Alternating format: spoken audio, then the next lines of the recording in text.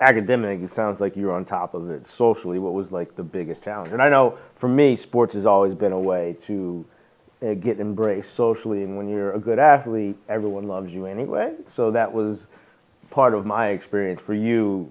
But I was at a public school, and so different for you going in there, being one of the few black kids socially.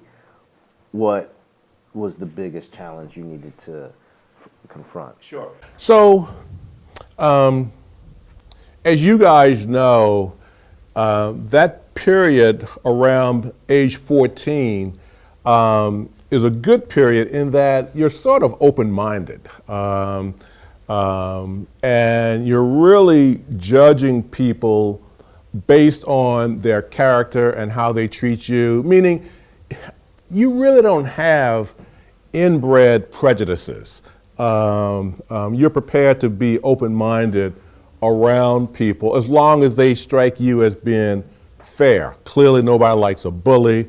And there are any number of other reasons why we would allow you to sort of check the box as to why somebody annoys you.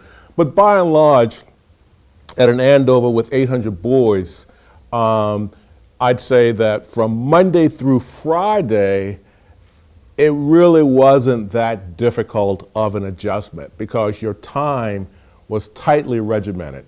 You had required breakfast starting at like 7:30, and then you had classes through the morning, and then you had required lunch, and then you had athletics. At the boys' school, we spent a ton of time on the athletic field. So probably from, call it 1:30 until around 4:30 or 5 o'clock, there was some form of physical activity. Once again, you got 800 boys, you got to get, got to exhaust them, if you will. And so the adjustments there were pretty straightforward. The classroom, as I said, a lot of that was not a problem. Some of that some courses did require some additional effort. It was really the weekends and the holidays where you really realized that you were in a different place.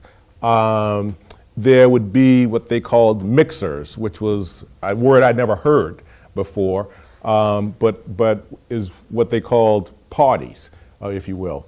And it made sense because there was a girls' school right down the street called Abbott, and so you had a mixer where the boys and the girls got together.